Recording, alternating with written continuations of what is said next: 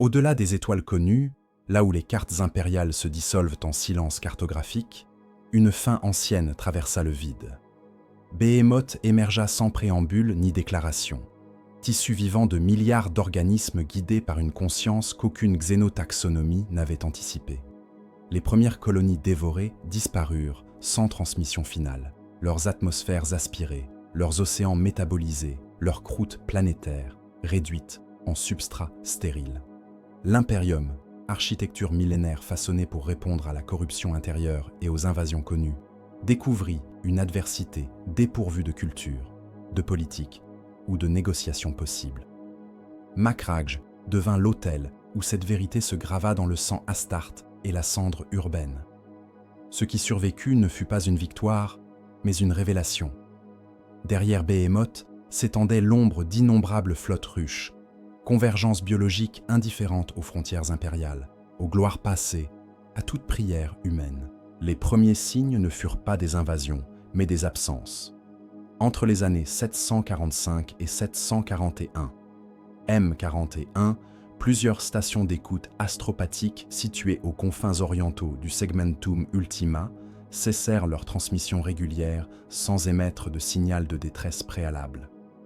Ces installations, dispersées sur des mondes mineurs dont les noms figuraient à peine dans les archives sectorielles, constituaient le réseau ténu par lequel l'Imperium percevait les mouvements au-delà de ses frontières codifiées. Leur silence fut d'abord interprété comme une défaillance technique, phénomène banal dans les étendues où la maintenance dépendait de cycles d'approvisionnement irréguliers et de populations réduites à quelques milliers d'âmes. Les rapports administratifs classèrent ces interruptions sous la catégorie des anomalies mineures, incidents statistiques noyés dans l'immensité bureaucratique du gouvernement impérial.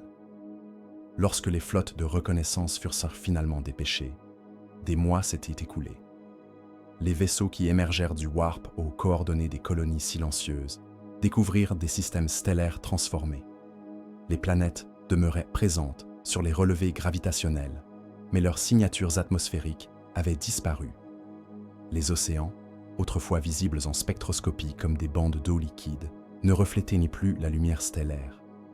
Les continents apparaissaient uniformément gris, surfaces inertes dépourvues de végétation, de structures urbaines ou de toute trace d'activité thermique. Les Vox transmissions balayaient le spectre sans rencontrer la moindre réponse. Les augures détectaient des débris orbitaux, fragments de stations spatiales et de satellites désintégrés, tournant en anneaux chaotiques autour de mondes devenus cadavres géologiques. Les équipes d'atterrissage qui descendirent sur ces surfaces rapportèrent des observations contradictoires, difficiles à synthétiser en cohérence narrative. Les villes subsistaient partiellement, squelettes architecturaux érodés comme par des siècles d'abandon, bien que les dates impériales confirmassent que ces colonies avaient été actives quelques mois auparavant. Aucun corps ne fut retrouvé, ni humain ni xénos, seulement des traces organiques résiduelles détectées dans les analyses chimiques du sol, acides aminés dégradés, fragments lipidiques dispersés, concentration anormale de composés azotés, suggérant une biomasse récemment métabolisée. Les atmosphères, mesurées comme dépourvues d'oxygène libre, contenaient des proportions élevées de dioxyde de carbone et de composés soufrés, signature de processus biologiques massifs ayant consumé toute photosynthèse planétaire. Les rapports transmis aux autorités sectorielles furent accueillis avec scepticisme. L'Imperium, familier des ravages orcs, des corruptions chaotiques et des incursions à Eldaris, possédait des cadres interprétatifs pour chaque menace connue. Ces mondes vidés ne correspondaient à aucun schéma répertorié. Certains inquisiteurs évoquèrent des armes perdues de l'âge sombre de la technologie. D'autres suspectèrent des expérimentations chaotiques déployées depuis l'œil de la terreur. Aucune hypothèse ne satisfaisait pleinement les données. Les xénobiologistes consultés ne purent identifier d'agents pathogènes, de technologies ou de rituels capables de dévorer simultanément toute biosphère planétaire sans laisser de vestiges exploitables. Pendant que les débats théologiques et scientifiques s'enlisaient dans les conclaves impériaux, d'autres colonies cessèrent de répondre. Le schéma se répétait. progressant vers l'intérieur du territoire impérial avec une régularité mécanique. Les astropathes commencèrent à rapporter des perturbations inhabituelles dans le warp, non pas les turbulences chaotiques familières, mais une sorte de pression sourde, présence massive, se déplaçant à travers l'espace réel et projetant une ombre psychique dépourvue d'intentionnalité reconnaissable. Cette sensation, décrite par certains comme une fin sans esprit, défaillait les catégories par lesquelles l'Imperium comprenait la menace.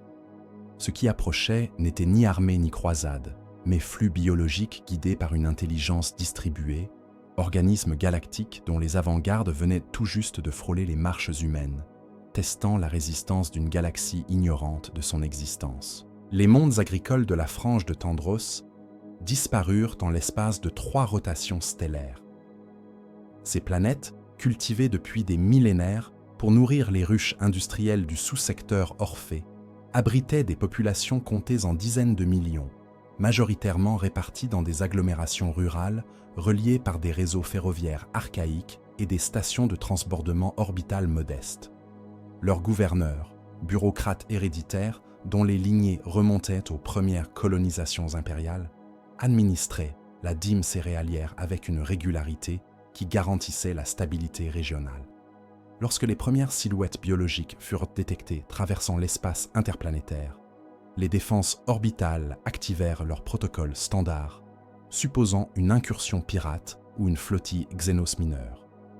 Les batteries laser ouvrirent le feu sur des organismes dont les profils ne correspondaient à aucune classification répertoriée. Les créatures absorbèrent les tirs sans ralentir, carapaces chitineuses réfractant l'énergie dirigée ou régénérant instantanément les tissus volatilisés. Certaines, de taille comparable à des croiseurs légers, déployèrent des appendices biomécaniques capables de projeter des spores acides qui désintégrèrent les coques des stations défensives en quelques minutes. D'autres, plus petites mais innombrables, formèrent des nuées si denses qu'elles obscurcirent les étoiles locales, générant des ombres mouvantes sur les continents en contrebas. Les transmissions des équipages orbitaux, brèves et fragmentées, décrivirent des impacts biologiques perforant les blindages, des atmosphères internes envahies par des organismes volants injectant des toxines paralysantes, des systèmes de survie colonisés par des filaments organiques qui métabolisaient l'oxygène recyclé et transformaient les corridors métalliques en incubateurs pulsants. Sur les surfaces planétaires, les populations rurales observèrent le ciel s'assombrir progressivement. Les premières spores atmosphériques descendirent, comme des cendres vivantes, nuages brunâtres portés par les vents dominants et se déposant sur les champs cultivés. Au contact du sol, ces particules microscopiques germèrent en structures fongiques qui consommèrent les récoltes en quelques heures, transformant les étendues de blé doré en tapis visqueux de biomasse violacée. Les animaux d'élevage, exposés aux spores inhalés, développèrent des mutations rapides. Leurs métabolismes s'accélérèrent, leurs masses corporelles doublèrent en quelques jours avant que leurs organismes ne s'effondrent en décomposition accélérée, libérant des fluides riches en nutriments immédiatement absorbés par les tapis fongiques environnants. Les fermiers qui tentèrent de protéger leurs troupeaux contractèrent des infections cutanées qui progressaient sous l'épiderme comme des racines rampantes, émergeant finalement pour transformer leurs hôtes en vecteurs mobiles de dissémination biologique.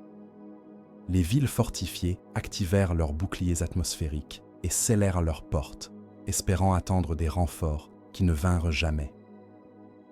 À l'intérieur de ces enclaves, les gouverneurs diffusèrent des prières impériales et des rations de combat. Mais les défenses architecturales conçues pour résister aux sièges conventionnels ne pouvaient anticiper une invasion qui opérait selon des principes organiques plutôt que tactiques. Les organismes tyrannides ne cherchèrent pas à briser les portes. Ils sécrétèrent des acides qui dissolvèrent les fondations rocheuses sous les murailles, provoquant des effondrements structurels. D'autres infiltrèrent les systèmes d'égouts et les canalisations souterraines, émergent directement dans les quartiers résidentiels comme des infestations surgies des profondeurs géologiques. Les combats urbains furent brefs et unilatéraux. Les milices planétaires équipés de fusils laser et de grenades incendiaires, découvrirent que les flammes ne faisaient qu'accélérer la dispersion des spores reproductives, transformant chaque ennemi abattu en bombe biologique, libérant des essaims larvaires. En 72 heures, les dernières transmissions cessèrent. Les flottes de reconnaissance impériale, qui arrivèrent 3 semaines plus tard, trouvèrent des mondes transformés en bioréacteurs planétaires. Les océans bouillonnaient de masses gélatineuses pulsantes, organismes de taille continentale qui pompaient les minéraux dissous et les rejetaient sous forme de structures osseuses flottantes. Les atmosphères, autrefois respirables, contenaient désormais des concentrations toxiques de méthane et d'ammoniac, gaz exhalés par la respiration collective de milliards d'organismes digestifs. Les relevés thermiques révélèrent que les températures de surface avaient augmenté de 15 degrés, chaleur métabolique émise par une biomasse planétaire en pleine activité reproductrice.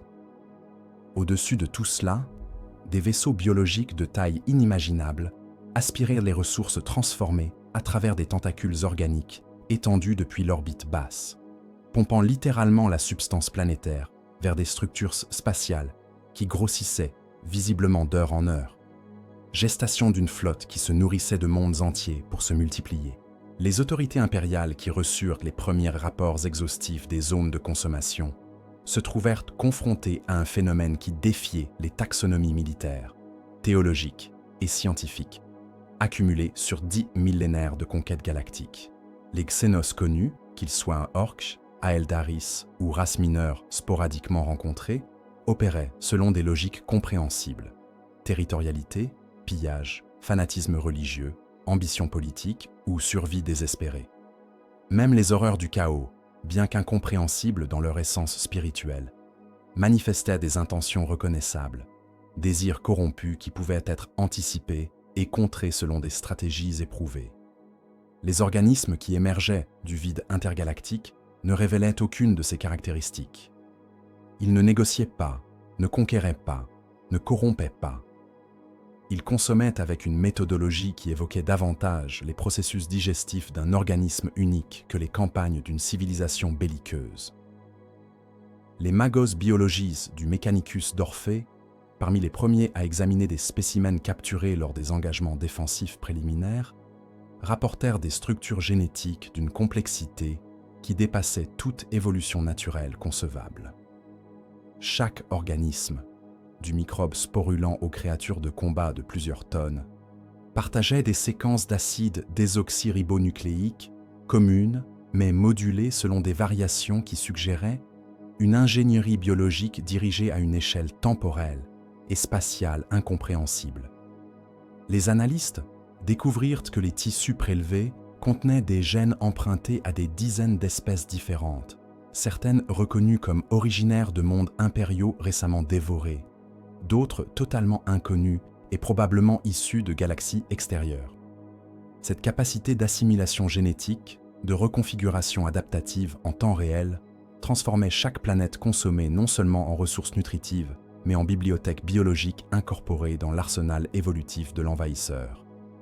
Les théologiens de l'ecclésiarchie, convoqués pour déterminer si cette menace constituait une manifestation chaotique ou une abomination matérielle distincte, débattirent dans les sanctuaires cathédrales de Bacca pendant des semaines. Certains prêchaient que ces créatures représentaient un jugement divin, punition envoyée par l'empereur contre des mondes ayant failli dans leur dévotion.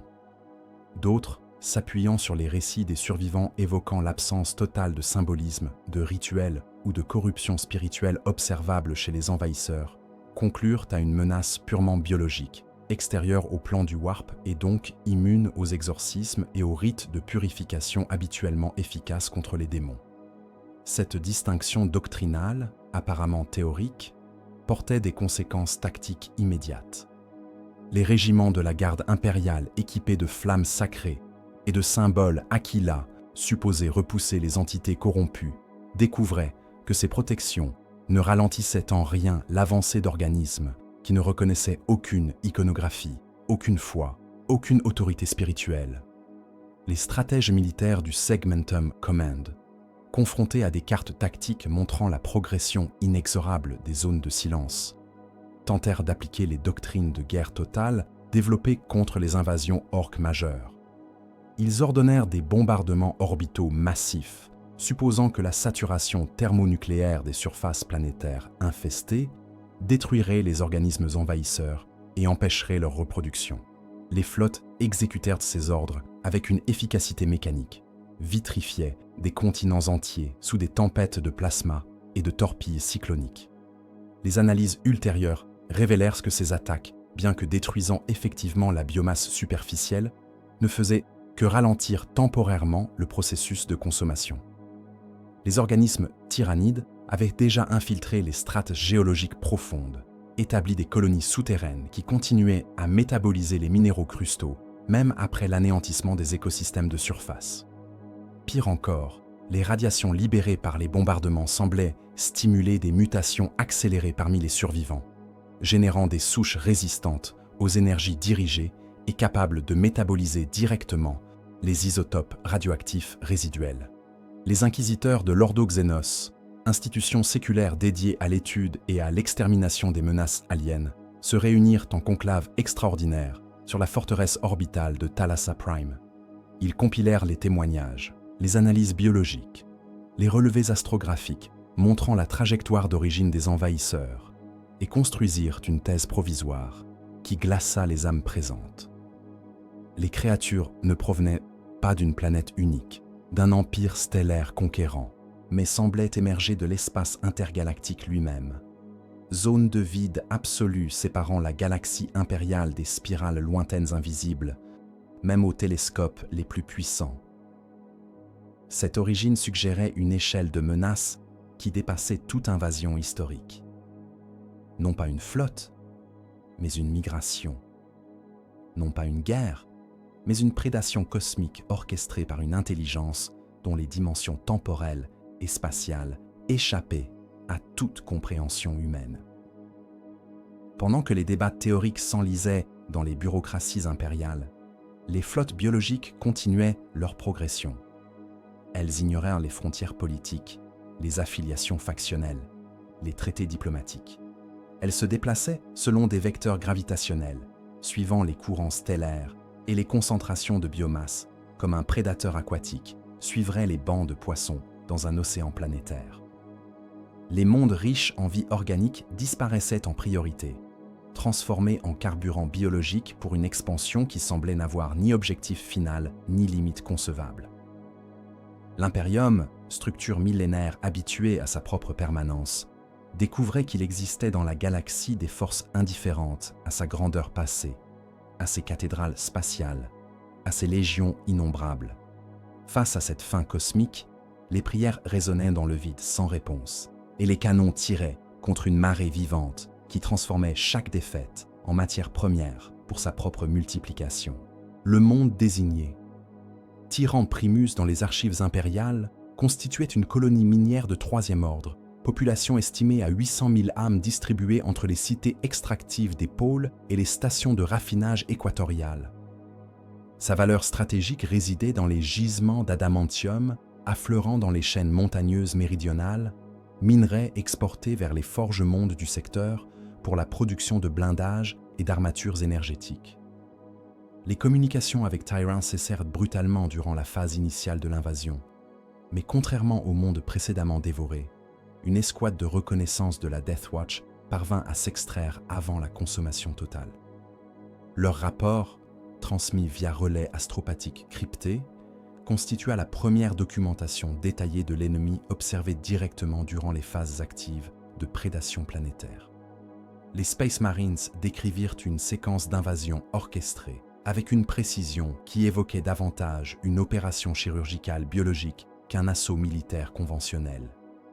Les premières formes de vie détectées ne furent pas des combattants, mais des organismes de reconnaissance microscopique, nuées de particules biologiques dispersées dans la haute atmosphère et dérivant sur les vents stratosphériques pour cartographier chimiquement la composition planétaire. Ces spores émettrices, bien que dépourvues d'intelligence individuelle, transmettaient collectivement des informations vers les structures orbitales massives qui saturaient progressivement l'espace circumplanétaire. Les données ainsi récoltées semblaient guider le déploiement ultérieur de formes spécialisées adaptées aux conditions environnementales spécifiques de Tiran. Organismes résistants aux températures polaires extrêmes pour les zones glaciaires, souches thermophiles pour les régions volcaniques équatoriales. Lorsque les véritables forces d'invasion descendirent, elles le firent selon des vagues stratifiées qui ciblaient simultanément toutes les infrastructures critiques. Des organismes volants de taille intermédiaire, dotés d'appendices préhensiles capables de déchirer le métal industriel, assaillirent les spatioports et détruisirent méthodiquement tous les vaisseaux capables d'évacuation orbitale. D'autres formes, quadrupèdes et blindées de carapaces osseuses stratifiées, convergèrent vers les centrales énergétiques et les générateurs atmosphériques, les désactivant non par sabotage technique, mais par consommation physique des composants métalliques et des conduites de refroidissement. Les Astartes observèrent que ces créatures ne manifestaient aucune hésitation, aucune confusion tactique. Chaque organisme exécutait sa fonction avec une détermination qui suggérait une coordination supérieure. Intelligence distribuée opérant à travers des millions d'unités biologiques comme les neurones d'un cerveau planétaire. Les populations civiles, privées de moyens de fuite et de défense organisées, furent systématiquement rassemblées par des formes chasseresses qui émettaient des phéromones paralysantes.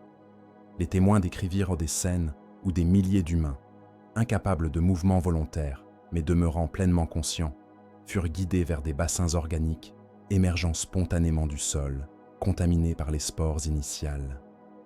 Ces structures, véritables fosses digestives à ciel ouvert, sécrétaient des enzymes qui dissolvaient progressivement les tissus biologiques submergés, transformant la matière humaine en bouillie nutritive, pompée vers des conduits organiques étendus jusqu'aux vaisseaux orbitaux.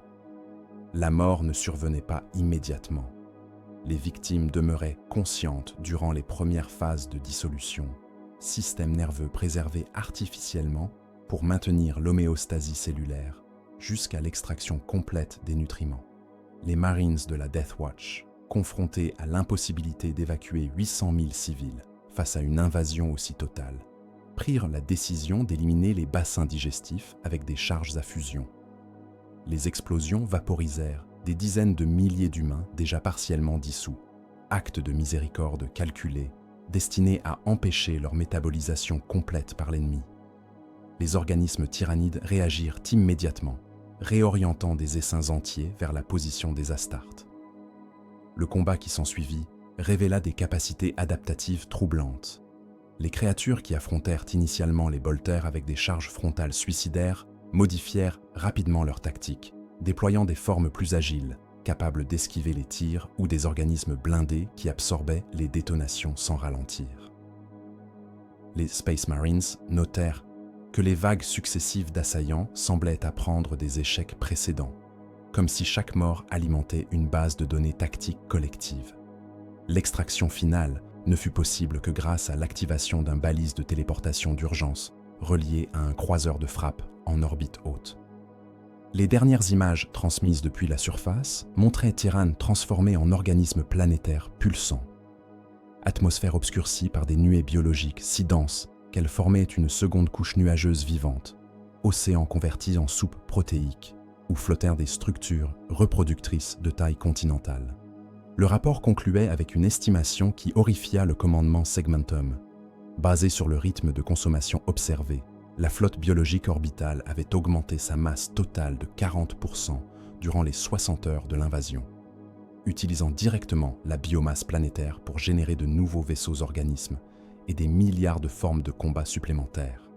Tiran n'avait pas simplement été détruite, elle avait été transformée en munitions vivantes destinées à alimenter l'invasion des mondes suivants, cycle autoreproducteur qui garantissait que chaque victoire ennemie renforçait exponentiellement sa capacité offensive future.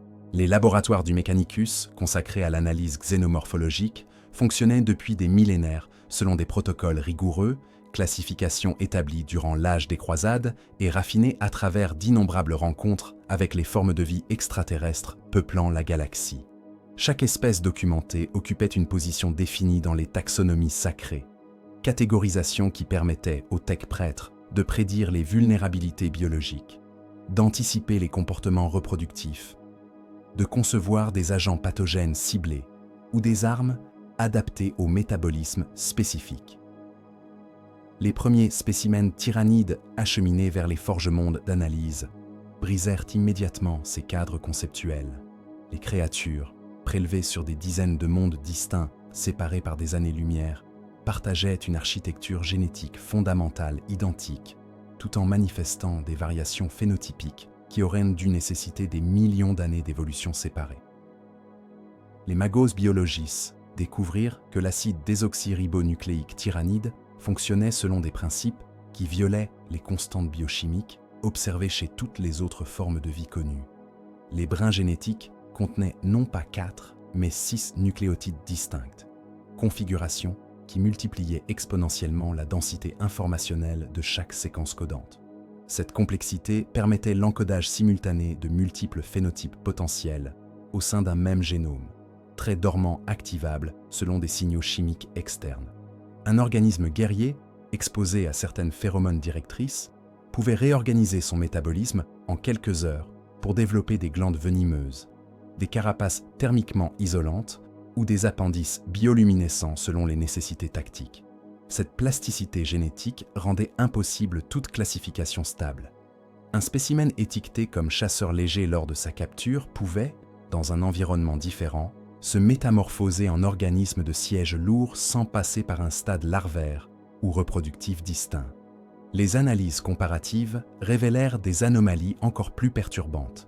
Certains tissus prélevés contenaient des fragments génétiques clairement identifiables comme d'origine humaine, séquences codant pour des enzymes digestives, des structures neuronales ou des protéines musculaires spécifiques à l'espèce Homo sapiens. D'autres échantillons incorporaient des gènes caractéristiques des formes de vie orchiennes, des séquences métaboliques permettant la photosynthèse primitive observable chez certaines souches greenskin. Les magos conclurent que les tyrannides ne se contentaient pas de consommer la biomasse planétaire comme simple carburant nutritif. Ils extrayaient littéralement l'information génétique des organismes digérés et l'incorporaient dans leur propre patrimoine héréditaire. Chaque monde dévoré enrichissait l'arsenal évolutif de la flotte ruche, transformant chaque victoire en acquisition permanente de nouvelles capacités biologiques potentiellement déployables lors des invasions ultérieures. Cette découverte généra des débats théologiques profonds au sein du culte de la machine.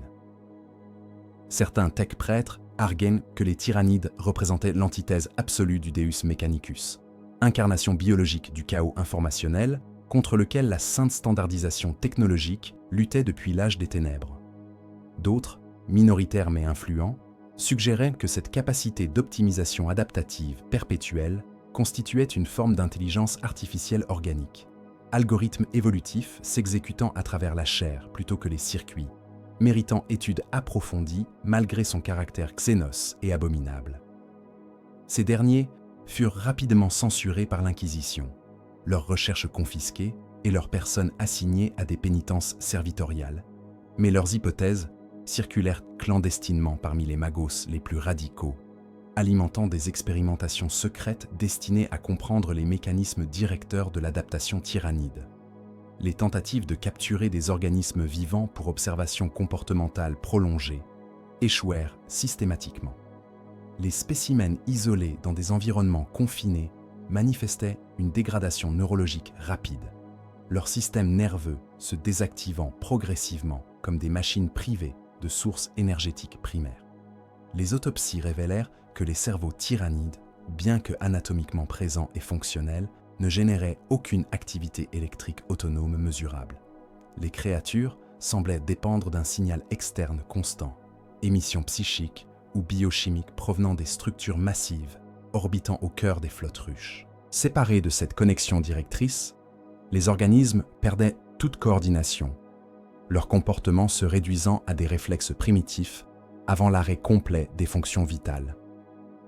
Cette dépendance suggérait une architecture cognitive radicalement différente de toute intelligence connue.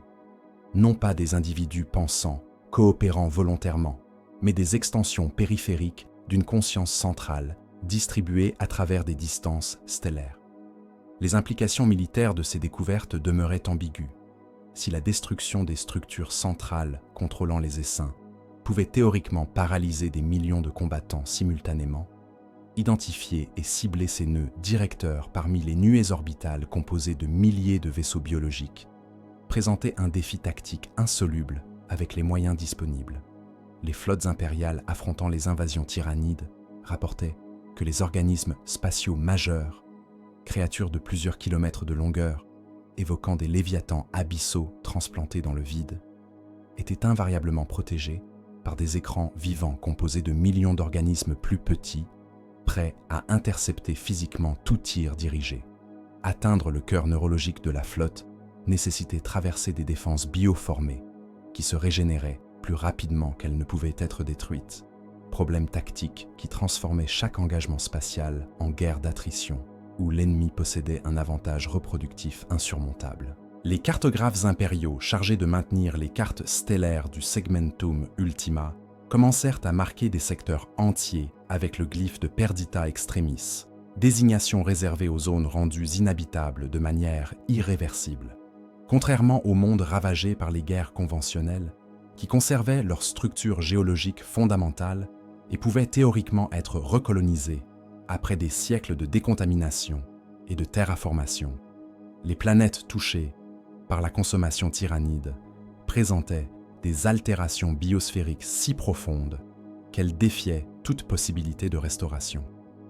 Les équipes d'évaluation post-invasion, protégées par des combinaisons atmosphériques scellées et escortées par des détachements de la garde impériale, descendaient sur des surfaces qui ressemblaient davantage à des abstractions géologiques qu'à des mondes ayant autrefois abrité la vie.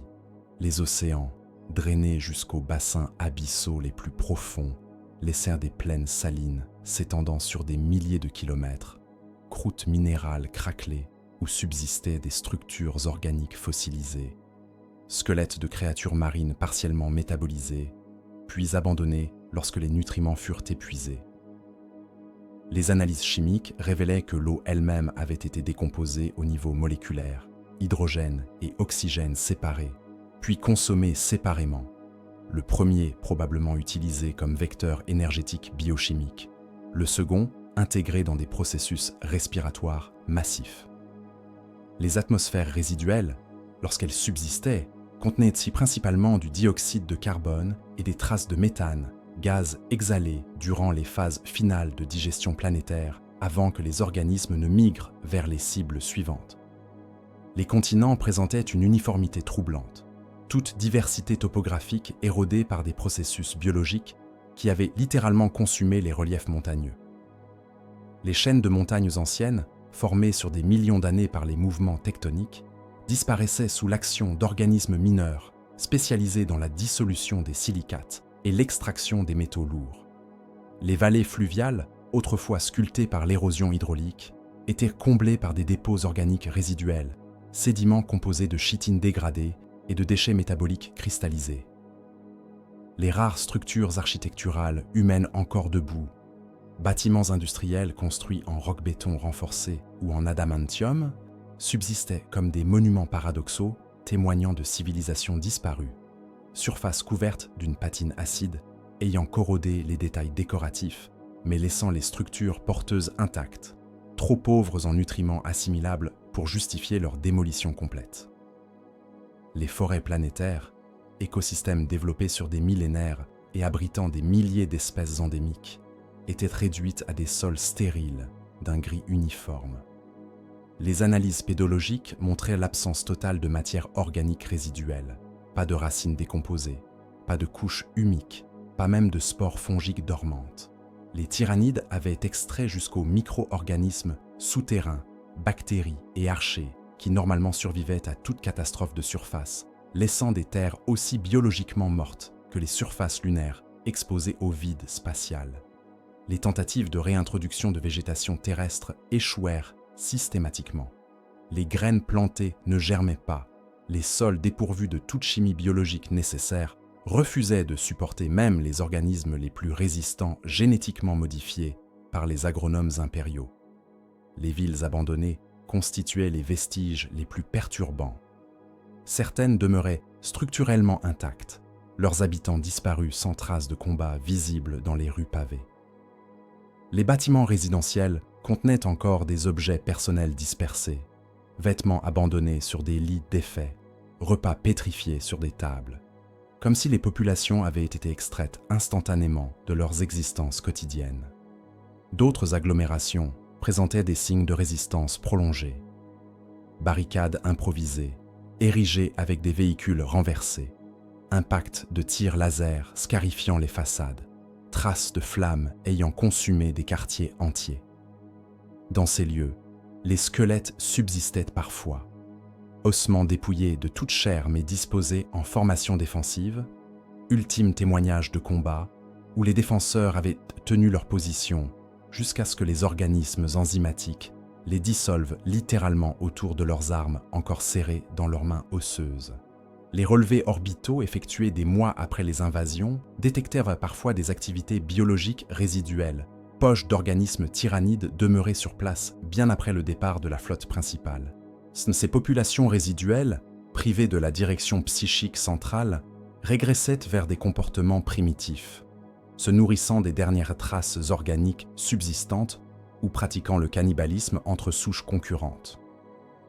Les exterminatus chimiques ordonnés sur ces mondes déjà morts visaient moins à purifier qu'à garantir qu'aucun fragment génétique tyrannide ne persiste, risque que ces organismes abandonnés ne s'adaptent aux conditions locales et n'établissent des écosystèmes tyrannides permanents, capables de contaminer biologiquement les systèmes stellaires environnants durant des siècles. Les torpilles virales saturaient les atmosphères résiduelles de pathogènes artificiels, conçus pour cibler spécifiquement les métabolismes xénos, transformant les surfaces planétaires en charniers toxiques, où même les formes de vie les plus résilientes succombaient à des fièvres protéiques qui décomposaient leur structure cellulaire de l'intérieur. Les rapports compilés décrivaient une méthodologie de consommation qui évoquait moins une invasion militaire qu'une moisson agricole menée à échelle planétaire. Les tyrannides ne cherchaient pas à occuper, à convertir ou à dominer. Ils prélevaient systématiquement toute matière biologiquement utile, puis abandonnaient les husques planétaires comme des fruits vidés de leur substance, écorces stériles, dérivant dans l'espace sans valeur ni fonction, dans l'économie cosmique de la flotte ruche. Le système d'ultramar constituait depuis des millénaires l'archétype de la civilisation impériale réalisée, constellation de mondes gouvernés selon les préceptes du Codex Astarte et administrés avec une efficacité qui contrastait radicalement avec le désordre bureaucratique affligeant la majorité des domaines impériaux. Macrage, monde chapitre des ultramarines et capitale du royaume stellaire, abritait une population de plusieurs milliards répartie entre les cités-forteresses polaires et les plaines agricoles tempérées de l'hémisphère sud. Les infrastructures planétaires, maintenues selon des standards que même les Mechanicus reconnaissaient comme exemplaires, fonctionnaient avec une régularité presque chronométrique. Les récoltes nourrissaient les populations urbaines sans pénurie ni gaspillage. Les manufactures produisaient l'équipement militaire nécessaire aux défenses locales. Les académies formaient des générations de stratèges et d'administrateurs dont les compétences rayonnaient à travers tout le segmentum. Les ultramarines eux-mêmes, légions reconstituées après les réformes de l'hérésie d'Horus en chapitre de 1000 Space Marines, conformément au décret du Codex, maintenaient une vigilance perpétuelle à travers les 8 systèmes stellaires composant leur domaine. Leurs forteresses monastères, construites dans les massifs montagneux de Macrage, servaient simultanément de centres d'entraînement, de dépôts d'armement et de bastions défensifs capables de résister à des sièges prolongés. Les salles d'archives contenaient des millénaires de sagesse tactique, chaque campagne documentée et analysée pour enrichir la doctrine militaire transmise aux générations successives d'Astarte. Les chapelles abritaient les reliques sacrées du primarque Roboute Guilliman, artefacts vénérés comme lien tangible avec l'ère mythique des croisades, où les fils de l'empereur avaient unifié la galaxie sous l'Aquila impériale, lorsque les premières transmissions alarmantes parvinrent des marches orientales d'ultramar, signalant la disparition de colonies périphériques selon des schémas cohérents avec les invasions tyrannides documentées ailleurs dans le segmentum. le chapitre réagit avec la méthodologie qui caractérisait toutes ces opérations. Les compagnies de bataille furent déployées vers les mondes menacés. Escadres de croiseurs de frappe transportant des centuries d'Astartes équipées pour des engagements prolongés en environnement hostile. Les défenses orbitales furent renforcées. Batteries macro-laser additionnelles installées sur les stations spatiales, encerclant les planètes habitées. Les populations civiles reçurent des directives d'évacuation vers les forteresses continentales, structures massives conçues pour abriter des millions de réfugiés durant des mois en autarcie complète. Les premières escarmouches confirmèrent l'ampleur exceptionnelle de la menace.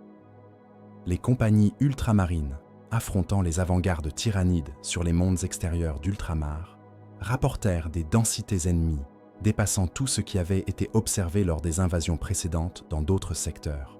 Les organismes ne se comptaient pas en milliers, mais en millions. Nuées si vastes qu'elles obscurcissaient les horizons planétaires, vagues biologiques déferlant continuellement depuis les zones d'atterrissage sans pause ni hésitation tactique. Les Astartes, combattants surentraînés capables individuellement de massacrer des centaines d'ennemis conventionnels, découvraient qu'ils pouvaient tuer indéfiniment, sans jamais réduire significativement la pression offensive. Chaque organisme abattu était immédiatement remplacé par 10 autres.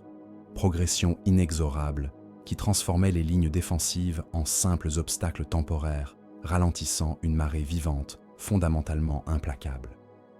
Les stratèges du chapitre, analysant les données transmises depuis les fronts périphériques, réalisèrent que la flotte ruche approchant Ultramar différait qualitativement des invasions tyrannides antérieures. Les relevés astronomiques montraient une concentration d'organismes spatiaux équivalente à plusieurs flottes de combat impériales majeures. Vaisseaux créatures de dimensions titanesques escortés par des myriades de formes plus petites, formant des nuages biologiques visibles depuis des années-lumière de distance. Les calculs extrapolant la biomasse totale de cette armada suggéraient que la flotte avait consommé des dizaines de systèmes stellaires avant d'atteindre Ultramar, accumulant des ressources suffisantes pour soutenir un siège prolongé même contre les défenses considérables du royaume des ultramarines. Marneus Calgar, maître de chapitre et seigneur d'Ultramar, convoqua un conclave de guerre réunissant les capitaines des 10 compagnies, les commandants de la flotte spatiale et les représentants de l'administratum planétaire. Les délibérations, menées dans la salle des stratèges dominant la forteresse de Héra, pesèrent les options tactiques disponibles. Certains capitaines plaidaient pour une défense dispersée, chaque monde d'Ultramar transformé en bastion indépendant, multipliant les fronts que l'ennemi devrait simultanément assaillir. D'autres arguaient pour une concentration des forces sur Macragge elle-même, abandonnant les colonies périphériques pour préserver le cœur du royaume et maintenir intact le chapitre, plutôt que de le fragmenter en garnisons isolées vouées à l'anéantissement successif. Calgar trancha en faveur d'une stratégie hybride. Les mondes extérieurs seraient défendus par des forces suffisantes pour ralentir l'invasion et infliger des pertes maximales, contraignant les tyrannides à consommer des ressources avant d'atteindre Macragge, tandis que la majorité des ultramarines et des actifs militaires d'Ultramar se regrouperaient autour du monde chapitre pour la confrontation décisive. Cette décision, rationnelle selon les doctrines du Codex Astarte, impliquait le sacrifice calculé de milliards de civils vivant sur les planètes périphériques. Les ordres d'évacuation furent émis, mais tous savaient que les capacités de transport disponibles ne permettraient de sauver qu'une fraction des populations menacées.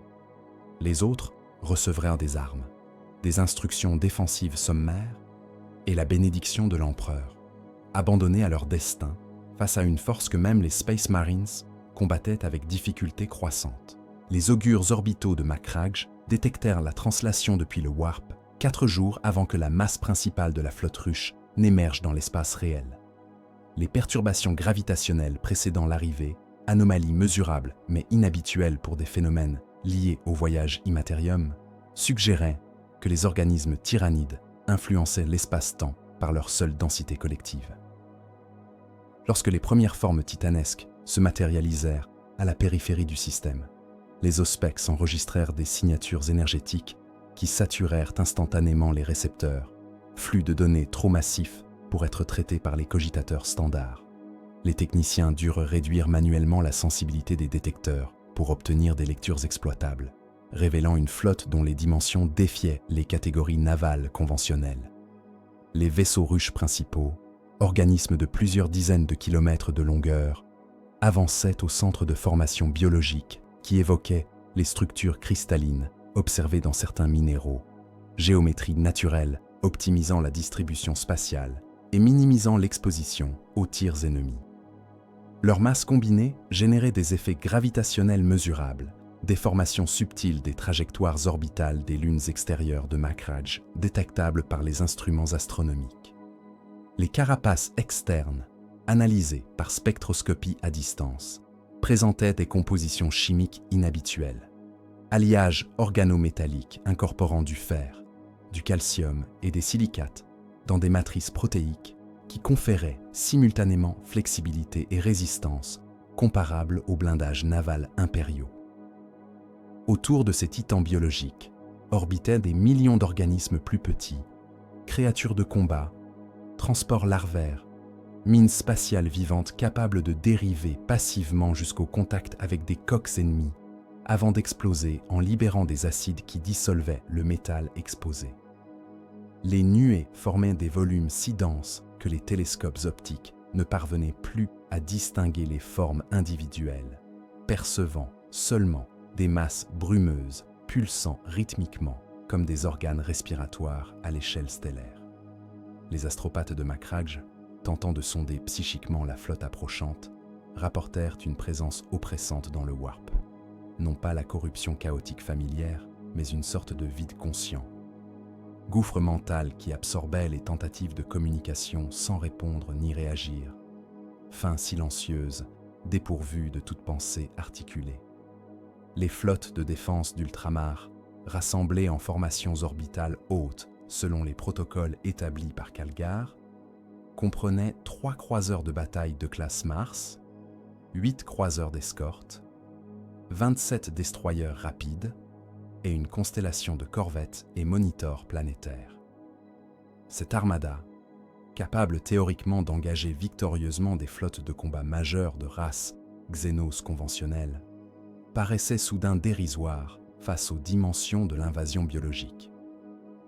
Les capitaines de vaisseaux, vétérans de décennies de campagnes navales, échangèrent des transmissions où perçait une incertitude inhabituelle chez des officiers impériaux. Les doctrines tactiques enseignées dans les académies navales ne prévoyaient pas d'affrontement contre des adversaires dépassant numériquement les forces impériales de plusieurs ordres de grandeur. L'engagement initial débuta à une distance de 200 000 km, portée maximale des batteries Lance-Nova équipant les croiseurs de bataille. Les tirs, faisceaux d'énergie concentrés capables de volatiliser des destroyers ennemis en une salve, frappèrent les organismes de tête de la flotte tyrannide avec une précision chirurgicale. Les impacts désintégrèrent des créatures de taille comparable à des frégates impériales, corps biologiques explosant en nuages de vapeur organique et de fragments chitineux. Les équipages impériaux célébrèrent brièvement ces premières destructions avant de réaliser que les vides créés dans la formation ennemie se refermaient instantanément, organismes environnants réorganisant leur position pour maintenir la cohésion collective sans ralentissement perceptible de l'avancée globale. Les tyrannides ne ripostèrent pas immédiatement, préférant absorber les pertes initiales tout en continuant leur approche avec une détermination mécanique. À 100 000 km, les organismes de taille intermédiaire commencèrent à projeter des essaims de spores balistiques, projectiles biologiques lancés par contraction musculaire, internes générant des vélocités comparables à celles des obus conventionnels. Ces munitions vivantes, dépourvues de systèmes de guidage sophistiqués, compensaient leur imprécision par le volume de tir. Des millions de spores saturèrent l'espace entre les flottes, nuages si denses que les systèmes de défense rapprochés des vaisseaux impériaux ne parvenaient pas à toutes les intercepter. Celles qui impactèrent les coques ne causèrent pas de dommages structurels immédiats, mais adhérèrent aux surfaces métalliques, germant rapidement en excroissance fongique, qui commencèrent à corroder les blindages externes et à obstruer les senseurs optiques. À 50 000 km, les vaisseaux russes déployèrent leurs armes biotiques majeures, organes projetant des faisceaux d'énergie bioplasmatique générés par des processus métaboliques internes. Ces tirs, moins puissants individuellement que les lances impériales, frappèrent avec une fréquence qui compensait leur moindre intensité. Le croiseur d'escorte Fist of Calth, touché simultanément par une douzaine de rayons convergents, vit ses boucliers voides s'effondrer sous la saturation énergétique. Les tirs suivants percèrent la coque tribord, pénétrant jusqu'au pont d'habitation où les températures plasmiques vaporisèrent instantanément les équipages entiers.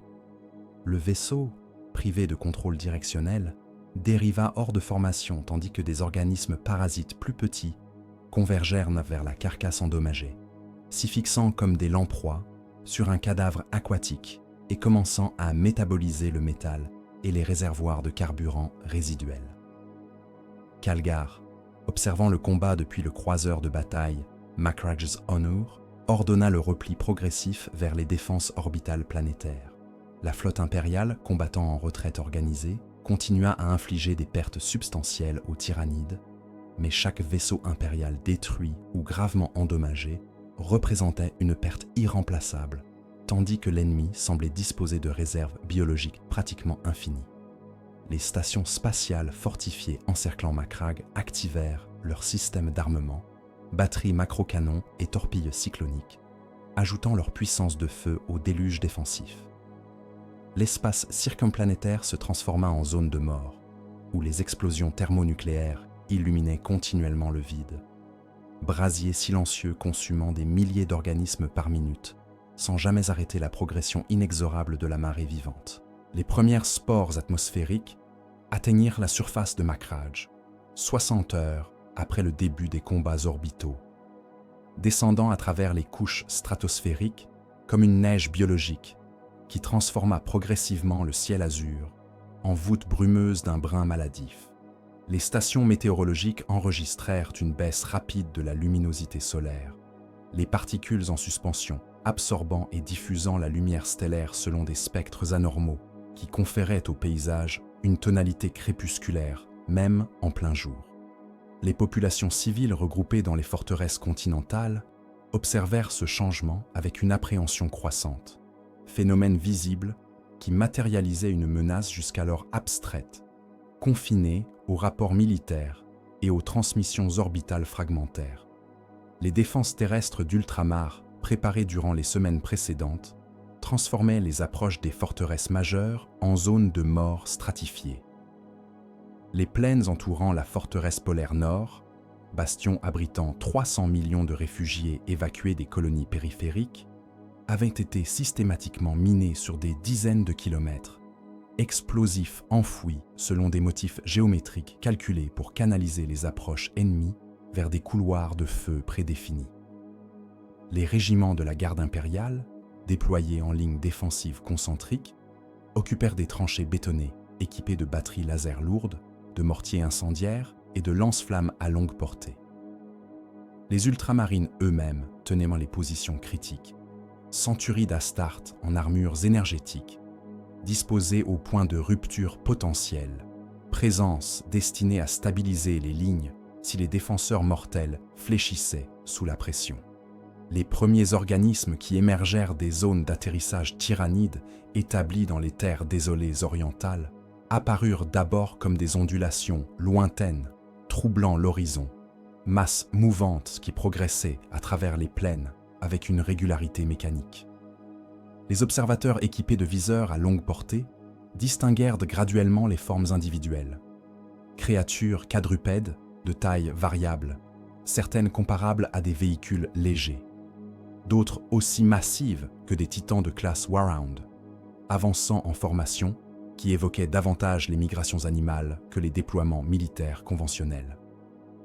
Elles ne marchaient pas en rangs ordonnés, mais en flux organiques, qui se séparaient et convergeaient selon la topographie, exploitant spontanément les ravines et les dépressions du terrain, sans coordination visible, mais avec une efficacité qui suggérait une perception collective du paysage. À 15 km, l'artillerie impériale ouvrit le feu, Les batteries basilisques, canons de siège déployés en position fortifiée, envoyèrent des salves d'obus explosifs qui tracèrent des arcs balistiques avant de plonger dans les masses ennemies. Les détonations pulvérisèrent des dizaines d'organismes à chaque impact, membres sectionnés et carapaces fracassés projetés sur des centaines de mètres. Les cratères fumants se succédaient à travers les plaines, mais les formations tyrannides contournaient simplement ces obstacles temporaires, flux biologiques se réorganisant continuellement autour des zones d'impact comme une rivière contournant des rochers. Les pertes infligées, bien que substantielles en termes absolus, n'affectaient pas visiblement la densité globale de l'assaut. Pour chaque créature détruite, 10 autres comblèrent le vide, progression maintenue à vitesse constante, malgré l'intensité du barrage défensif. À 5 km, les champs de mines s'activèrent. Les détonations souterraines, synchronisées selon des séquences calculées, éventrèrent le sol par vagues successives, projections de terre et de roches pulvérisées, mêlées aux fragments organiques des organismes pris dans les explosions. Des sections entières de la horde furent momentanément ralenties, créatures blessées trébuchant sur des terrains devenus chaotiques, tandis que leurs congénères plus agiles bondissaient par-dessus les cratères fraîchement creusés. Les ingénieurs impériaux, observant depuis les remparts fortifiés, notèrent que les tyrannides adaptaient leur trajectoire en temps réel, vagues ultérieures, évitant partiellement les zones déjà minées, comme si l'information des pertes subies se propageait instantanément à travers la masse collective. À 2 km, les armes anti-infanterie entrèrent en action. Les batteries laser lourdes, servies par des équipes de garde entraînées à maintenir des cadences de tir soutenues durant des heures, balayaient les approches avec des faisceaux qui carbonisaient les organismes exposés. Les lance-flammes crachèrent des torrents de prométhéum enflammés qui transformèrent des centaines de créatures en torches vivantes, silhouettes convulsant dans les flammes avant de s'effondrer en masse calcinée. L'odeur de chair brûlée, intensifiée par les vents descendants des montagnes polaires, envahit les tranchées défensives, puanteur si épaisse qu'elle déclenchait des nausées, même chez les soldats équipés de filtres respiratoires. Les communications Vox entre les unités défensives rapportèrent des chiffres d'ennemis abattus qui atteignaient rapidement des dizaines de milliers, statistiques qui auraient signifié une victoire décisive contre toute force d'invasion conventionnelle, mais qui, face aux tyrannides, ne constituaient qu'un prélèvement marginal sur une biomasse apparemment inépuisable. Les organismes qui atteignirent finalement les premières lignes défensives démontrèrent une variété morphologique qui contredisait toute prédiction tactique basée sur des classifications Xenos standardisées. Certains, petits et véloces, se déplaçaient en bonds erratiques qui rendaient difficile leur ciblage précis, griffes tranchantes, capables de déchirer les armures corporelles de la garde avant que les défenseurs ne puissent réagir. D'autres, massifs et blindés de plaques chitineuses, stratifiées, absorbaient les tirs laser sans ralentir significativement, progressant inexorablement jusqu'aux barbelés énergétiques où ils mouraient finalement sous les tirs concentrés de multiples escouades, mais seulement après avoir créé des brèches dans les défenses permettant le passage de formes plus petites. Des créatures volantes, descendant depuis la couverture nuageuse épaissie par les spores, contournaient les lignes de front pour attaquer directement les positions d'artillerie arrière, semant une confusion qui forçait le redéploiement de réserves destinées initialement à colmater les ruptures terrestres. Les ultramarines, déployés au point de crise émergent, combattaient avec une efficacité qui transcendait les capacités des troupes mortelles. Leurs bolters résonnaient en salves rythmiques, chaque projectile explosif pulvérisant les créatures touchées avec une précision chirurgicale. Les épées énergétiques sectionnaient les membres chitineux comme des lames chauffées traversant la cire, arcs électriques grésillant le long des tranchants, tandis que les Astartes avançaient méthodiquement à travers les mêlées. Pourtant, même ces guerriers suprêmes découvraient les limites de leur endurance face à un ennemi qui n'accordait aucun répit. Les combats se prolongeaient durant des heures sans interruption, les tyrannides attaquant en vagues continues, qui ne laissaient jamais aux défenseurs le temps de se regrouper ou de consolider leur position. Les salles de commandement enfouies sous la forteresse de Héra fonctionnaient en cycle continu, officiers et stratèges se relayant devant les hololithes tactiques qui projetaient des représentations tridimensionnelles du champ de bataille planétaire. Les symboles impériaux, glyphes bleus marquant les positions défensives, étaient progressivement encerclés par des masses rouges représentant les concentrations ennemies, marée numérique qui enflait avec une régularité métronomique malgré les pertes infligées. Les rapports affluaient des dizaines de fronts simultanés où les tyrannides pressaient les défenses d'ultramar, transmissions codées rapportant l'épuisement des munitions, les sections défensives submergées, les demandes de renforts que les réserves déclinantes ne pouvaient satisfaire. Calgar, présidant ses délibérations avec la gravité d'un général confronté à l'effondrement progressif de toutes ses certitudes tactiques, compulsait les doctrines du Codex Astartes, cherchant des précédents applicables à cette situation sans en trouver aucun vraiment pertinent. Les principes stratégiques éprouvés durant des millénaires de guerre galactique reposaient sur des présuppositions qui ne s'appliquaient pas aux tyrannides. La guerre de manœuvre, exploitation des faiblesses logistiques ennemies en ciblant les lignes d'approvisionnement, échouait contre un adversaire dont chaque organisme constituait simultanément combattant, transport et réserve nutritive autonome. Les frappes décapitantes, assassinats des commandants ennemis provoquant la désorganisation des forces subordonnées, ne produisaient aucun effet observable. Les créatures tyrannides continuaient leurs assauts avec une coordination inaltérée, même après la destruction de ce que les analystes identifiaient comme des organismes directeurs potentiels. Les sièges prolongés, stratégie comptant sur l'usure morale de l'assiégeant et l'arrivée de renforts extérieurs, perdaient leur pertinence face à un ennemi manifestant une patience biologique infinie et dont les renforts se reproduisaient directement depuis la biomasse des mondes conquis. Les tacticiens tentèrent d'adapter les doctrines anti-orcs, supposant que les tyrannides partageaient avec les greenskins une approche fondée sur la saturation numérique. Ils ordonnèrent des contre-attaques blindées destinées à fracturer les concentrations ennemies, colonnes de chars, Leman Russ et de transports chiméra jaillissant depuis les forteresses pour frapper les flancs des formations tyrannides durant leurs approches. Ces offensives obtinrent des succès locaux impressionnants, écrasant des milliers d'organismes sous les chenilles blindées et pulvérisant les concentrations avec les canons de bataille, mais découvrirent rapidement que les tyrannides ne réagissaient pas comme les orques à ces disruptions. Au lieu de se disperser en confusion ou de détourner des forces pour contre-attaquer les blindés, les créatures ignoraient simplement les intrusions mécanisées, laissant des formes spécialisées anti-véhicules se détacher de la masse principale pour neutraliser les chars, tandis que le gros de la horde continuait sa progression vers les objectifs initiaux. Les colonnes blindées, isolées au milieu des essaims, étaient systématiquement détruites en quelques heures, organismes équipés d'appendices perforants ou d'acides bioformés, désactivant les véhicules plus rapidement que leurs équipages ne pouvaient infliger des dommages significatifs. Les bombardements orbitaux, armes ultimes traditionnellement réservées aux situations désespérées, furent déployés contre les zones d'atterrissage tyrannides établies dans les régions équatoriales.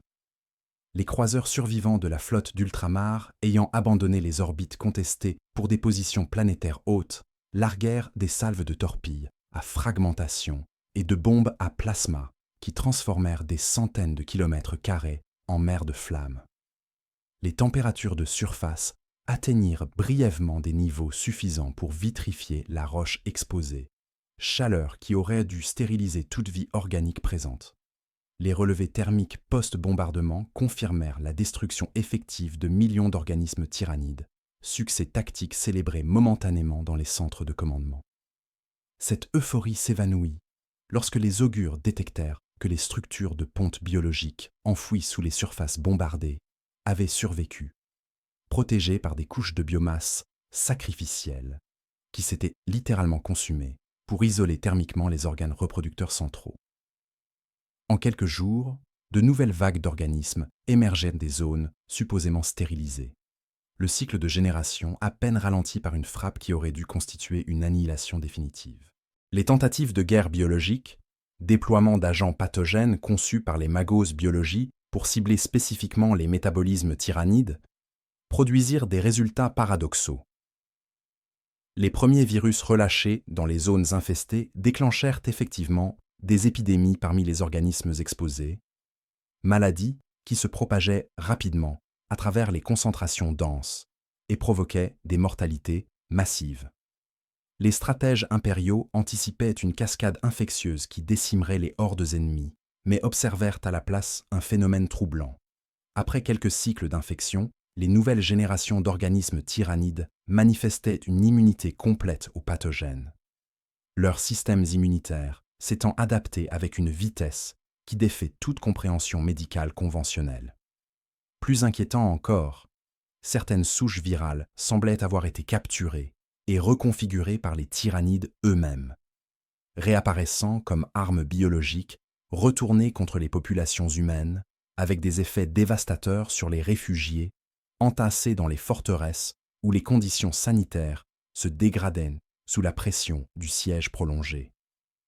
Les officiers vétérans formés dans les académies militaires où l'histoire impériale enseignait que toute adversité pouvait être surmontée par la foi, la discipline et l'application méthodique de la doctrine tactique, affrontaient une crise conceptuelle aussi dangereuse que la menace physique des tyrannides.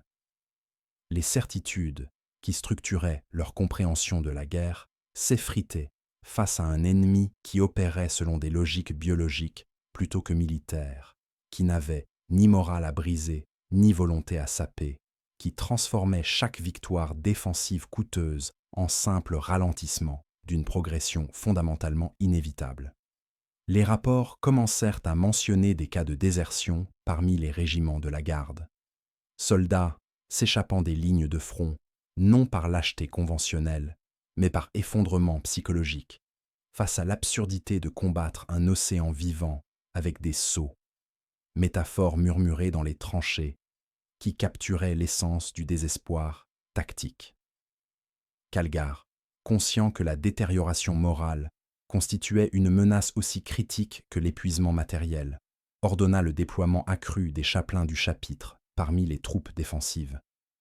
Ces prédicateurs guerriers, armure noire ornée de symboles impériaux, parcouraient les lignes en prêchant la résolution sacrée, rappelant aux soldats que leur sacrifice protégeait non seulement Macragge, mais l'ensemble de l'impérium, que chaque minute gagnée permettait l'évacuation de civils supplémentaires, que mourir en défendant l'humanité contre la Xénos constituait le plus haut honneur accessible aux mortels.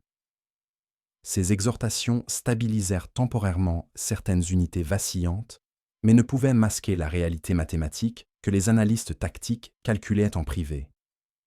Au rythme actuel d'attrition, les défenses de Macragge s'effondreraient complètement en quelques semaines, et aucun renfort significatif ne pouvait arriver avant que la planète ne soit totalement submergée. Les transmissions astropathiques émises depuis Macragge durant les premières semaines du siège atteignirent les mondes chapitres dispersés à travers le segmentum Ultima, appels de détresse codés selon les protocoles Astartes ancestraux, invoquant les serments de fraternité, liant tous les fils de l'empereur. Les chapitres successeurs des Ultramarines, fondation secondaire issue du patrimoine génétique de Guilliman, et suivant les préceptes du Codex, avec une dévotion quasi-religieuse, réagirent immédiatement malgré les distances stellaires qui les séparaient du système d'Ultramar. Les marines serrans abandonnèrent une campagne contre les pillards Aeldaris de la frange orientale, embarquant leurs 4 compagnies disponibles à bord de croiseurs de frappe dirigés vers Macragge à vitesse maximale. Les Genesis Chapter rappelèrent en leurs escouades dispersées en mission de pacification, reconstituant temporairement leur force de bataille complète pour la première fois depuis des décennies. Les Eagle Warriors, les Nova Marine, les Patriarchs of Ulixis, dizaines de chapitres dont les noms figuraient dans les généalogies du Codex, détournèrent leur flotte vers le monde-mère assiégé. Le voyage à travers le Warp, même dans les meilleures conditions, nécessitait des semaines pour franchir les distances interstellaires séparant ces chapitres de Macragge. Les navigateurs guidant les vaisseaux à travers l'immatérium rapportèrent des perturbations inhabituelles, courants empiriques agités par une présence qui n'était ni chaotique ni purement matérielle, ombres psychiques massives projetées par la conscience collective tyrannide et troublant les routes traditionnelles du Warp. Plusieurs convois subirent des retards conséquents, émergeant dans l'espace réel à des millions de kilomètres de leurs coordonnées prévues et devant recalculer des trajectoires qui ajoutaient des jours critiques à leur temps de transit. D'autres ne parvinrent jamais à destination, perdus dans les tempêtes warp ou traduits dans des systèmes stellaires inconnus, d'où ils ne transmirent plus jamais. Disparition qui ne serait confirmée que des années plus tard lorsque les archives impériales classeraient définitivement ces vaisseaux comme perdus avec tous leurs équipages. Les premiers renforts qui atteignirent le système d'Ultramar découvrirent un champ de bataille spatial transformé en cimetière orbital. Les débris de centaines de vaisseaux impériaux et de milliers d'organismes tyrannides dérivaient en anneaux chaotiques autour de Macrage, fragments métalliques et masses organiques gelées formant une ceinture de déchets qui compliquait la navigation et masquait les approches ennemies aux Auspex. Les croiseurs de bataille de classe Strike, transportant les Marines errants, durent se frayer un chemin à travers ces champs de ruines, désintégrant au laser les obstacles majeurs tout en subissant les attaques d'organismes tyrannides dormants qui s'activaient au passage des signatures thermiques, mines biologiques explosant au contact des coques et libérant des essaims de parasites cherchant à infiltrer les systèmes de ventilation des navires. La coordination entre les chapitres, arrivant de manière échelonnée sur plusieurs semaines, posa des défis logistiques considérables. Chaque force de frappe constituait une unité tactique autonome, habituée à opérer indépendamment selon ses propres doctrines et traditions martiales. Les Genesis Chapters privilégièrent les assauts mécanisés appuyés par des escadrons de Land Raider, tandis que les Eagle Warriors favorisaient les déploiements aéroportés via Thunderhawk et Drop Pod. Intégrer ces approches divergentes dans une stratégie défensive cohérente nécessita des concertations prolongées entre les maîtres de chapitre, délibérations menées par transmission cryptée, durant lesquelles Calgar exerça son autorité morale comme seigneur d'Ultramar et gardien des traditions codifiées par le primarque. Les accords finaux assignèrent à chaque chapitre des secteurs défensifs correspondant à leur spécialisation tactique, transformant le périmètre de Macrage en mosaïque de zones où différentes doctrines Astartes s'exprimaient selon leurs particularités, tout en contribuant à la cohérence défensive globale. Les déploiements initiaux de ces renforts stabilisèrent temporairement des fronts critiques où les défenses ultramarines approchaient du point de rupture. Les Nova Marines, débarquant directement dans la vallée des héros où 3 régiments de la garde étaient encerclés depuis 4 jours, brisèrent l'encerclement tyrannide par une contre-attaque éclair qui massacra des dizaines de milliers d'organismes en quelques heures. Leur arrivée permit l'évacuation des survivants de la garde, soldats épuisés qui avaient combattu sans interruption jusqu'à l'épuisement total de leurs munitions et dont les témoignages décrivaient des mêlées au corps à corps où les défenseurs utilisaient leurs fusils laser comme massues contre des vagues incessantes de créatures griffues. Les Patriarchs of Ulixis, spécialistes de la guerre urbaine, furent déployés dans les ruches méridionales où les tyrannides avaient infiltré les niveaux inférieurs, transformant les sous-cités en labyrinthes organiques. Leurs escouades progressèrent méthodiquement à travers les corridors contaminés, purifiant chaque section avec des lance-flammes et des grenades à fragmentation avant de sceller les accès pour empêcher les réinfiltrations. Malgré ces succès locaux, les commandants lucides reconnaissaient qu'ils ne faisaient que retarder l'inévitable. Les renforts apportaient peut-être 20 000 Space Marines supplémentaires, force considérable selon les standards conventionnels, mais dérisoire face aux centaines de millions d'organismes tyrannides qui continuaient à déferler depuis les zones de ponte établies à travers Macrage et les lunes environnantes. Les calculs d'attrition montraient que même si chaque Astarte tuait 1000 ennemis avant de tomber, statistique optimiste dépassant les performances historiques documentées, l'ennemi conserverait une supériorité numérique écrasante. Les pertes commencèrent à s'accumuler parmi les chapitres renforts, avec une régularité déchirante. Les Horus Lions perdirent leur maître de chapitre lors d'un assaut contre un organisme titan qui pulvérisa sa garde d'honneur avec des canons bioplasmatiques avant que des tirs concentrés ne l'abattent finalement. Les Silver Skulls virent 2 de leurs compagnies anéantis lorsqu'un effondrement tactique permit aux tyrannides d'encercler leur position dans les contreforts montagneux orientaux, Astartes combattant jusqu'au dernier bolter vide et à la dernière lame brisée avant d'être submergés. Les chapelles mortuaires des forteresses se remplissaient de dépouilles d'Astartes tombées, armures énergétiques endommagées, exposées selon les rites funéraires propres à chaque chapitre. Les apothicaires récupéraient les glandes progénoïdes des morts, organes précieux contenant le patrimoine génétique nécessaire à la création de futurs Space Marines, ressources irremplaçables extraites des corps refroidis avec une solennité rituelle. Ces prélèvements, scellés dans des conteneurs stasiques et marqués des symboles chapitéraux, constituèrent peut-être les seuls héritages survivants de lignées martiales millénaires, si Macrage tombait et si les flottes d'évacuation ne parvenaient pas à s'extraire du système. Les chapelains conduisaient des liturgies continues dans les sanctuaires souterrains, voix amplifiant les litanies de sacrifices à travers les couloirs résonnants, tandis qu'à la surface, les combats ne cessaient jamais. Grondements sourds des détonations et crépitements des tirs énergétiques, formant une symphonie apocalyptique audible, même dans les profondeurs blindées des forteresses. L'espace circumplanétaire de Macrage, jadis domaine organisé où les vaisseaux impériaux patrouillaient selon des routes orbitales calculées avec une précision astronomique, était devenu un environnement chaotique où les lois de la guerre navale conventionnelle ne s'appliquaient plus. Les flottes tyrannides ne manœuvraient pas selon les principes tactiques enseignés dans les académies navales impériales, ne formaient pas de lignes de bataille, ne cherchèrent pas à contrôler des positions orbitales stratégiques. Elles envahissaient simplement l'espace disponible comme un fluide remplissant progressivement un conteneur, organisme se distribuant en nuées tridimensionnelles qui saturaient tous les vecteurs d'approche simultanément. Les commandants navals impériaux, formés à anticiper les manœuvres ennemies basées sur la géométrie spatiale et les contraintes gravitationnelles, découvraient que leurs prédictions tactiques échouaient constamment face à un adversaire qui opérait selon une logique collective, distribuée défiant toute modélisation conventionnelle. Les croiseurs survivants de la flotte d'ultramar, réduits à moins d'un tiers de leur effectif initial, abandonnèrent les tentatives de maintenir une supériorité orbitale cohérente. Ils adoptèrent à la place une doctrine de mobilité constante, restant perpétuellement en mouvement pour éviter d'être submergés par les nuées tyrannides qui convergeaient implacablement vers toute signature énergétique stationnaire.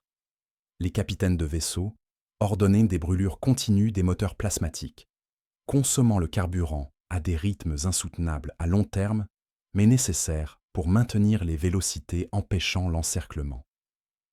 Les cogitateurs calculaient des trajectoires complexes qui maximisaient le temps passé hors de portée des armes biotiques ennemies, tout en permettant des fenêtres de tir suffisantes pour que les lances et les macrocanons contribuent au barrage défensif, protégeant les stations orbitales restantes. Ces stations spatiales, forteresses astronomiques construites durant des siècles et considérées comme inviolables selon les standards défensifs impériaux, tombaient une à une malgré leur blindage massif et leurs armements formidables. La station Aegis, bastion orbital dominant l'équateur planétaire et équipée de batteries Nova Canon capables théoriquement de détruire des croiseurs lourds en salves uniques, résista durant 12 jours à un siège qui mobilisa des millions d'organismes tyrannides. Les vaisseaux ruches positionnèrent méthodiquement des organismes kamikazes en trajectoire balistique calculée pour impacter la station à des vélocités extrêmes, transformant chaque créature en projectile cinétique dont l'énergie d'impact équivalait à des torpilles conventionnelles. Les boucliers voides de la station absorbèrent des milliers de ces collisions avant de s'effondrer sous la saturation énergétique cumulative, permettant aux impacts suivants de frapper directement les structures externes. Les dommages s'accumulèrent avec une inexorabilité mécanique. Les antennes de communication furent sectionnées, isolant la station des coordinateurs de flotte. Les modules d'habitation furent dépressurisés, équipages entiers aspirés dans le vide ou écrasés par les décompressions explosives. Les réacteurs de puissance, soumis à des demandes énergétiques excédant leur capacité nominale durant des jours continus, commencèrent à manifester des instabilités que les tech-prêtres de maintenance ne parvenaient plus à compenser. Lorsque les organismes d'abordage tyrannides percèrent finalement les coques externes et infiltrèrent les coursives intérieures, les défenseurs découvrirent que les combats en environnement spatial confiné favorisaient dramatiquement les créatures adaptées à ces conditions. Les tyrannides déployèrent des formes capables de fonctionner en vide absolu, organismes dépourvus de dépendance respiratoire et équipés d'appendices adhésifs permettant la locomotion sur les surfaces métalliques en apesanteur. Ils massacrèrent les équipages humains pièce par pièce, progressant méthodiquement à travers les ponts jusqu'à atteindre le cœur réacteur que le commandant de station, refusant la capture, fit détonner volontairement.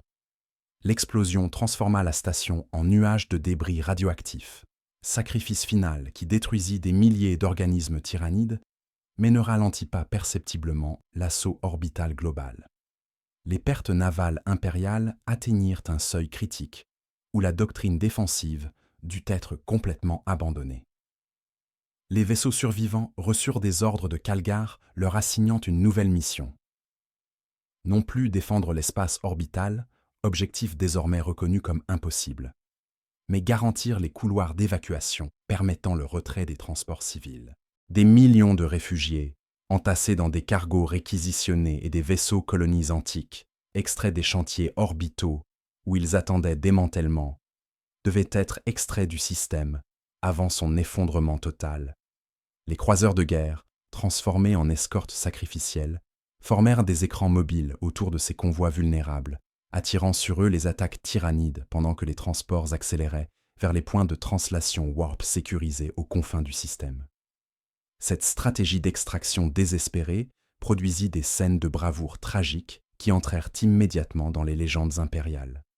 Le croiseur léger Sword of Vigilance, moteurs endommagés et incapable de maintenir les vélocités d'évacuation, se positionna délibérément entre un convoi de réfugiés et une formation de vaisseaux russes convergents. Son capitaine, vétéran de 2 siècles de service naval, ordonna l'activation de toutes les armes simultanément en mode surcharge, ignorant les avertissements des tech-prêtres concernant les risques de défaillance catastrophique. Le vaisseau se transforma en étoile éphémère, des charges énergétiques si intenses qu'elles furent visibles depuis la surface planétaire, brasier qui consuma le croiseur et vaporisa des dizaines d'organismes tyrannides avant que les réacteurs n'explosent finalement. Les fragments du Sword of Vigilance dérivèrent ensuite dans le vide comme une constellation de débris incandescents, monument funéraire témoignant d'un sacrifice qui avait gagné 43 minutes supplémentaires pour l'évacuation de 2 millions de civils. Malgré ces sacrifices, les calculs effectués par les analystes tactiques montraient que seulement une fraction des populations d'ultramar pouvaient être sauvées. Les capacités de transport disponibles, même en réquisitionnant tous les vaisseaux capables de translation warp présents dans le système, ne permettaient l'évacuation que de quelques centaines de millions de personnes sur les milliards habitant Macragge et les colonies environnantes. Les priorités d'évacuation, établies selon des critères qui déchiraient moralement ceux qui devaient les appliquer, favorisaient les individus possédant des compétences critiques, les généticiens et ingénieurs, les administrateurs expérimentés, les jeunes en âge de reproduction future, les populations civiles ordinaires, vieillards et malades, familles sans qualification spéciale reconnue, étaient abandonnées de facto à leur destin, condamnées à périr lors de la chute inévitable des forteresses ou à subir la consommation tyrannide durant les phases finales de digestion planétaire. Les augures détectèrent leur approche 3 jours avant qu'ils n'atteignent les lignes défensives extérieures de la forteresse polaire nord, signature thermique massive progressant à travers les plaines dévastées avec une lenteur qui contrastait avec la vélocité des essaims précédents. Les observateurs équipés de viseurs à longue portée rapportèrent des silhouettes titanesques émergeant des brumes sporulentes qui obscurcissaient désormais perpétuellement l'horizon macragien. Créatures dont les dimensions évoquaient les titans de combat du Mechanicus, mais construites entièrement de chair, d'os et de chitine bioformée.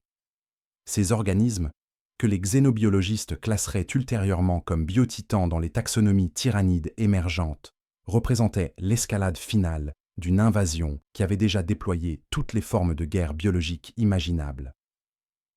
Leur apparition signalait que les flottes russes engageaient leurs ressources ultimes, armes vivantes dont la gestation nécessitait probablement la biomasse de planètes entières et qui n'étaient déployées que lorsque les défenses ennemies justifiaient de tels investissements biologiques.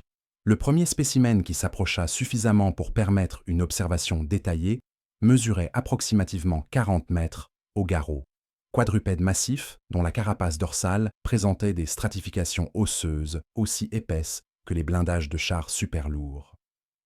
Sa tête triangulaire, montée sur un cou flexible de 15 mètres, abritait des organes sensoriels multiples et une bouche capable de s'ouvrir selon un angle qui révélait des rangées de dents cristallines affûtées comme des lames monomoléculaires. Ses membres antérieurs se terminaient par des appendices préhensils équipés de griffes courbes de plusieurs mètres, tandis que ses flancs portèrent des excroissances organiques pulsantes identifiées comme des canons biotiques, structures musculaires capables de projeter des substances corrosives ou des spores explosives à des portées comparables à l'artillerie lourde conventionnelle. La créature avançait avec une grâce troublante malgré sa masse colossale, chaque pas calculé avec une précision qui évitait les cratères et les obstacles sans ralentissement visible. Les batteries d'artillerie lourde concentrèrent leurs tirs sur le biotitan approchant, salve de canons de siège qui auraient dû pulvériser tout véhicule blindé connu. Les obus explosifs détonèrent contre la carapace dorsale, créant des cratères superficiels dans l'armure biologique, mais sans pénétrer jusqu'aux organes vitaux sous-jacents. La créature réagit en émettant un cri qui résonna à travers les plaines comme une sirène vivante. Vibration si intense qu'elles fissurèrent les vitres renforcées des bunkers d'observation à 3 kilomètres de distance. Puis elle riposta, canon biotique se contractant en spasmes coordonnés pour projeter des masses gélatineuses qui tracèrent des arcs balistiques avant de s'écraser sur les positions d'artillerie.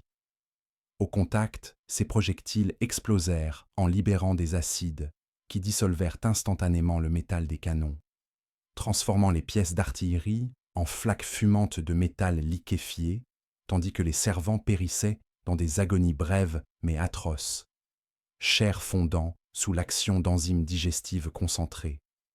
Les ultramarines déployèrent leurs propres titans de combat, machines de guerre sacrées, extraites des cryptes sous la forteresse de Héra, où elles attendèrent depuis des siècles les crises justifiant leur activation. Le Warlord Class Invictus Ultramar, colosse de métal et de foie haut de 55 mètres, s'avança à travers les lignes défensives pour affronter le Biotitan dans un duel qui évoquait les combats mythiques de l'âge des légendes. Ces canons volcano déchargèrent des faisceaux de fusion concentrés qui traversèrent l'atmosphère en laissant des traînées ionisées, impacts qui volatilisèrent des tonnes de biomasse tyrannide et exposèrent les structures squelettiques internes de la créature. Le Biotitan hurla à nouveau, son émis si puissant qu'il déclencha des avalanches dans les montagnes distantes, puis chargea directement le titan impérial avec une vélocité stupéfiante pour un organisme de cette masse. La collision résonna comme un coup de tonnerre tellurique. Les griffes tyrannides sectionnèrent le blindage du bras gauche de l'Invictus, déchirant les plaques d'adamantium comme si elles étaient du parchemin.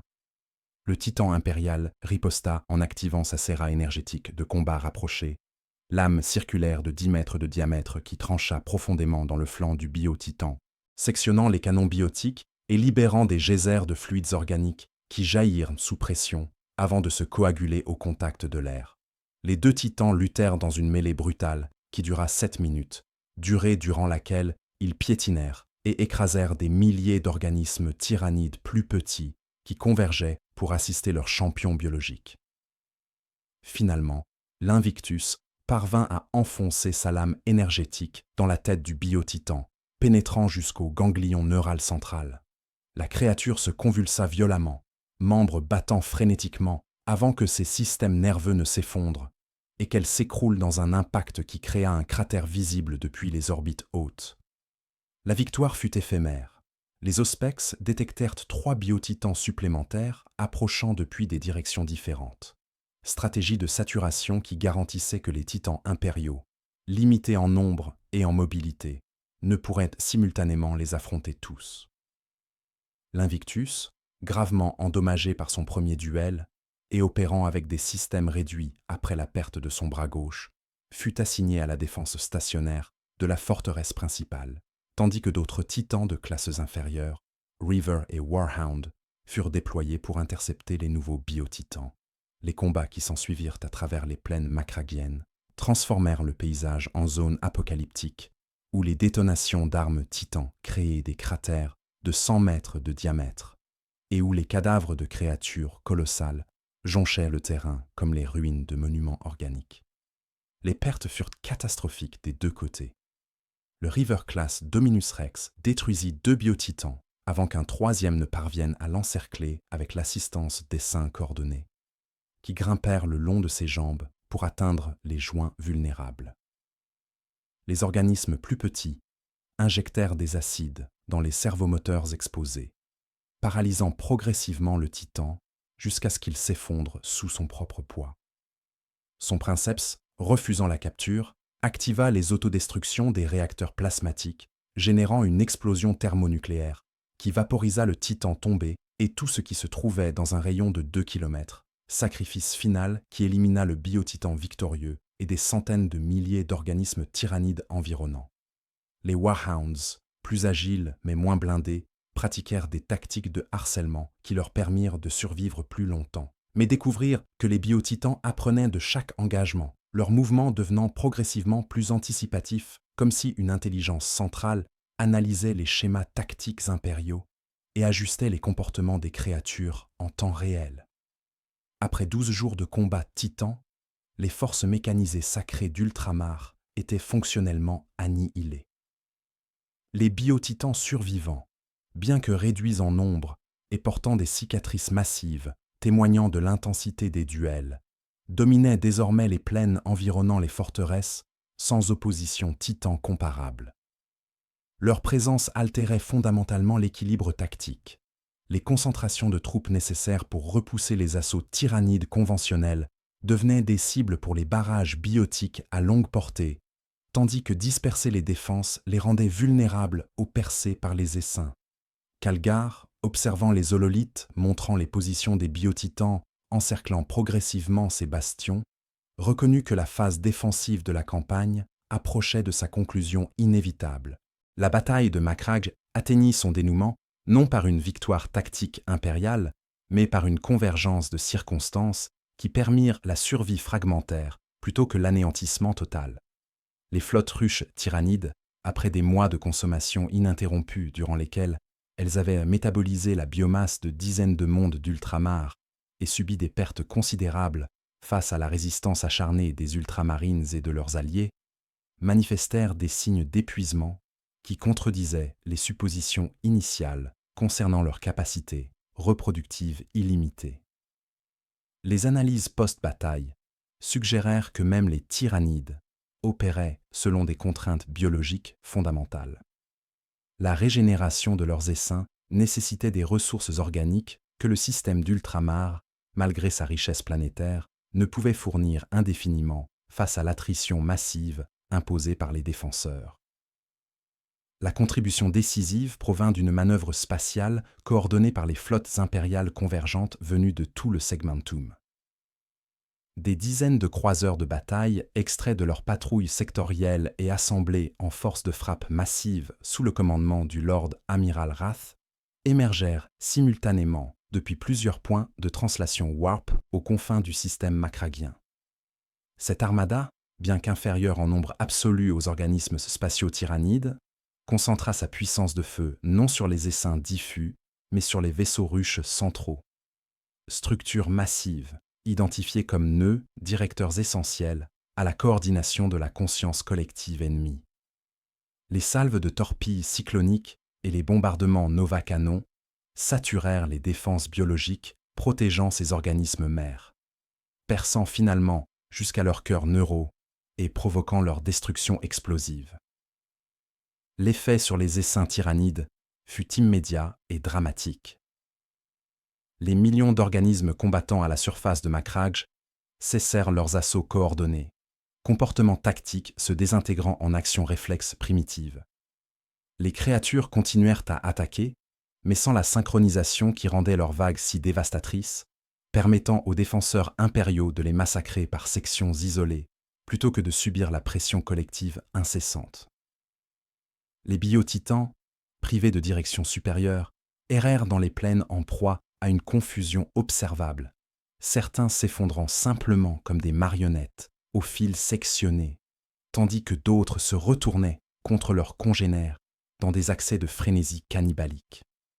En quelques jours, les hordes qui avaient menacé de submerger Ultramar se réduisirent à des poches désorganisées que les forces impériales purent systématiquement exterminer durant les semaines suivantes. Pourtant, la victoire laissait Ultramar transformée de manière peut-être irréversible. Macragge elle-même avait perdu 60% de sa population civile, milliards de vies consumées durant les sièges ou évacuées vers des destinations incertaines à travers la galaxie. Ces paysages portaient les cicatrices de mois de guerre totale. Les plaines agricoles converties en champs de cadavres où les ossements tyrannides et humains se mêlaient en strates géologiques nouvelles, les cités réduites en ruines carbonisées, les océans contaminés par des pollutions biologiques qui nécessiteraient des siècles de décontamination. Les autres mondes d'Ultramar présentèrent des dommages encore pires. Plusieurs planètes avaient été entièrement dévorées avant que la contre-offensive impériale ne parvienne à briser l'assaut. Leur surface stérilisée, désormais classée comme perdita extremis dans les archives cartographiques. Les ultramarines, bien que victorieux, comptèrent leurs pertes avec une solennité funèbre. Près de la moitié du chapitre était tombé durant la défense de Macragge, sacrifice qui incluait des vétérans millénaires, porteurs de traditions remontant aux premières générations post-hérésie. Les chapitres successeurs venus en renfort avaient subi des pertes proportionnellement encore plus catastrophiques.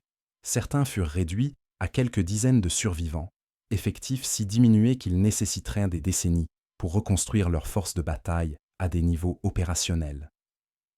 Les cryptes génétiques contenaient les glandes progénoïdes récupérées, semences biologiques permettant la reconstitution future, mais le savoir tactique, l'expérience de combat et les traditions martiales incarnées par les Astartes tombés constituaient des pertes irremplaçables dont l'absence affaiblirait ces chapitres durant des générations. Les xénobiologistes du Mechanicus, analysant les cadavres tyrannides jonchant Macragge, compilèrent des données qui terrifiaient autant qu'elles informaient.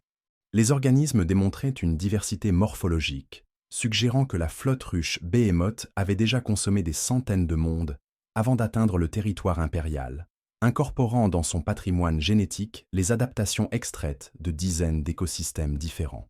Plus inquiétant, certains spécimens contenaient des séquences génétiques clairement dérivées de formes de vie impériales récemment dévorées, prouvant que les tyrannides assimilaient et redéployaient les caractéristiques biologiques de leurs victimes, avec une rapidité qui suggérait des mécanismes d'évolution dirigés opérant à des échelles temporelles mesurées en jours plutôt qu'en millénaires.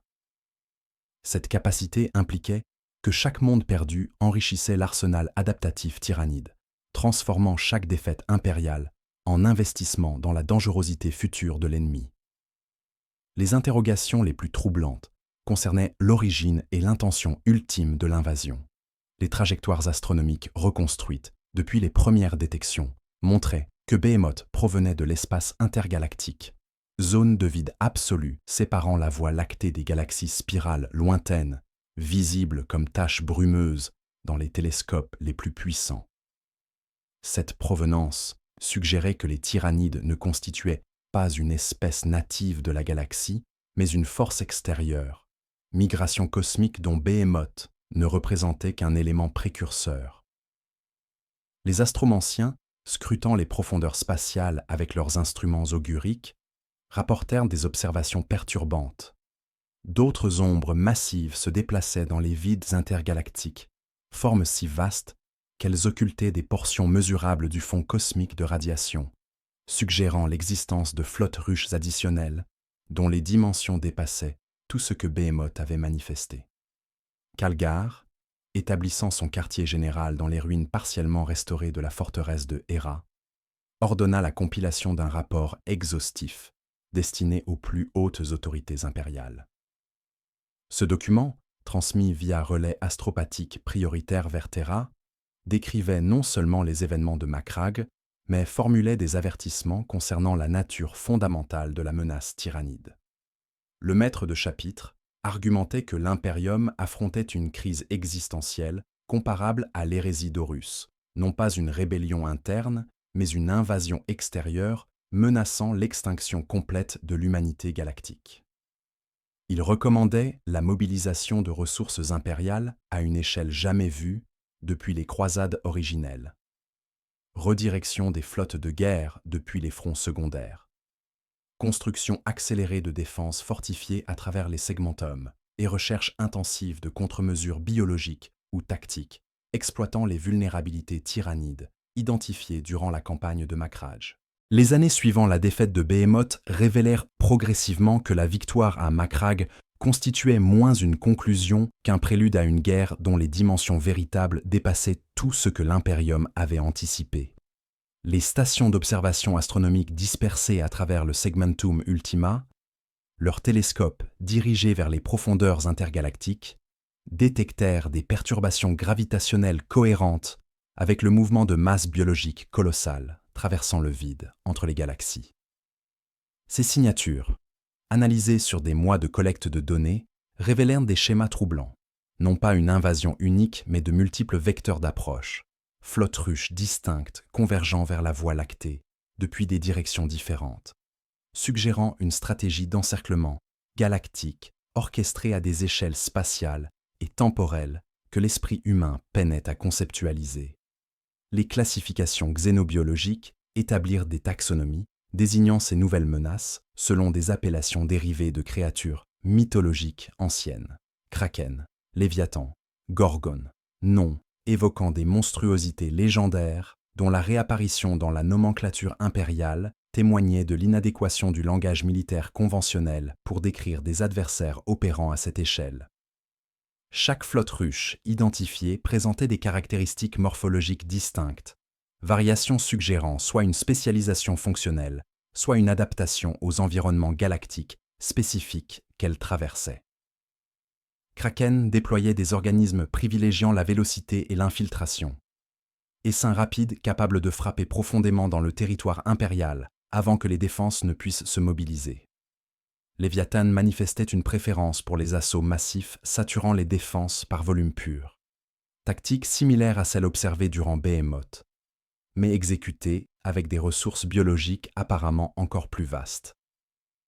Les inquisiteurs de l'Ordo Xenos, compilant les rapports de centaines de mondes affrontant des incursions tyrannides à travers la galaxie, identifièrent des schémas comportementaux qui suggéraient une intelligence directrice opérant au-delà des flottes ruches individuelles.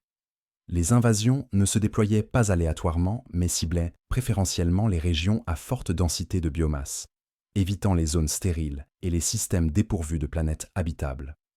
Plus inquiétant, certaines flottes semblaient coordonner leurs approches pour maximiser la pression simultanée sur les capacités défensives impériales, attaquant des secteurs distants synchronisés, de manière à empêcher le redéploiement des flottes de guerre entre les fronts menacés. Cette coordination impliquait soit des communications plus rapides que la lumière entre les flottes ruches, soit une planification stratégique établie des millénaires auparavant, lorsque les tyrannides avaient initialement détecté la galaxie depuis les vides intergalactiques. Les théories concernant les motivations tyrannides proliférèrent parmi les savants impériaux, débats théologiques et scientifiques qui tentèrent de réconcilier les observations avec des cadres conceptuels humains. Certains magos proposaient que les tyrannides constituaient une forme de vie pangalactique, organisme unique dont les flottes ruches représentaient des extensions sensorielles explorant et consommant méthodiquement toute biomasse disponible dans l'univers observable. D'autres suggéraient qu'ils fuyaient une menace encore plus terrible dans les galaxies lointaines, migration désespérée d'une espèce consumant tout sur son passage, par nécessité de survie, plutôt que par malveillance délibérée. Les théologiens de l'ecclésiarchie rejetaient ces interprétations naturalistes, argumentant que les tyrannides représentaient un châtiment divin, punition envoyée par l'empereur contre une humanité ayant failli dans sa dévotion, bien que cette position peinait à expliquer pourquoi les mondes les plus pieux périssaient aussi facilement que les planètes hérétiques. Indépendamment des débats théoriques, la réalité tactique imposait des adaptations immédiates. Les doctrines militaires impériales, raffinées sur 10 millénaires de guerre contre des adversaires conventionnels, furent révisées pour incorporer les leçons douloureuses extraites de Makhraj et des centaines d'engagements subséquents. Les manuels tactiques désormais enseignaient que les tyrannides ne pouvaient être vaincus par attrition conventionnelle, que toute bataille prolongée favorisait ultimement l'ennemi, capable de métaboliser ses propres morts en ressources reproductives. Les stratégies recommandées privilégiaient les frappes décapitantes, ciblant les organismes synaptiques directeurs, l'évacuation préventive des populations civiles dès les premiers signes d'approche tyrannide, et en dernier recours, l'exterminatus des mondes menacés pour nier à l'ennemi la biomasse planétaire qui alimenterait ces invasions futures. Les mondes forteresses construits à travers les marches orientales du Segmentum Ultima témoignaient de cette nouvelle réalité militaire. Ces bastions, érigés sur des planètes sélectionnées pour leur position stratégique plutôt que leur habitabilité, constituaient des complexes défensifs entièrement militarisés, dépourvus de populations civiles significatives. Leur garnison, régiment de la garde impériale maintenu en rotation constante et soutenu par des contingents astartes permanents, s'entraînait exclusivement aux tactiques anti-tyrannides, combat en environnement contaminé biologiquement, élimination des formes synaptiques, destruction des structures de ponte avant maturation complète. Les arsenaux stockaient des armes spécialisées, développées spécifiquement contre les métabolismes xénos. Munitions incendiaires conçues pour consumer complètement la biomasse tyrannide et empêcher sa récupération. Toxines génétiquement ciblées disrupting les processus reproductifs. Virus artificiels programmés pour se propager à travers les réseaux synaptiques et induire des dysfonctionnements neurologiques massifs. Pourtant, malgré ces préparations et l'accumulation de connaissances tactiques, une vérité fondamentale demeurait incontestable. L'Imperium combattait une guerre défensive contre un adversaire dont les ressources ultimes restaient inconnues. Chaque flotte ruche détruite représentait peut-être une victoire significative selon les standards impériaux, mais personne ne savait combien de flottes attendaient encore dans les ténèbres intergalactiques. Combien de biomasse cosmique les tyrannides avaient déjà accumulé en dévorant des galaxies entières avant même de détecter la Voie lactée. Les astromanciens calculaient que si seulement 1/10 des anomalies gravitationnelles détectées correspondaient effectivement à des flottes ruches en approche, l'Imperium affronterait dans les siècles suivants une pression d'invasion excédant de plusieurs ordres de grandeur tout ce que Behemoth avait manifesté. Dans les cryptes archivistiques de Terra, les scribes impériaux amendèrent les chronologies officielles pour marquer l'arrivée de Behemoth comme début d'une nouvelle ère. L'âge de l'ombre dévorante, période durant laquelle l'humanité découvrait qu'elle n'était plus l'espèce dominante de la galaxie, mais une proie potentielle dans un cosmos peuplé de prédateurs cosmiques indifférents à ses accomplissements millénaires. Les prophètes, murmurant dans les sanctuaires abandonnés, évoquaient des visions apocalyptiques où les étoiles elles-mêmes s'éteignaient progressivement, consumées par des nuées biologiques transformant la galaxie en désert stérile.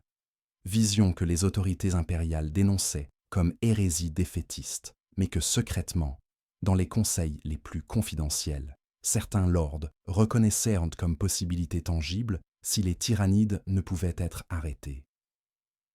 L'Imperium, édifice millénaire qui s'était cru éternel, découvrait sa propre mortalité face à une fin venue d'au-delà des étoiles, menace silencieuse, progressant inexorablement vers le cœur de la civilisation humaine, tandis que les défenseurs calculaient non plus en termes de victoire finale, mais de survie mesurée en siècles gagnés contre l'inévitable.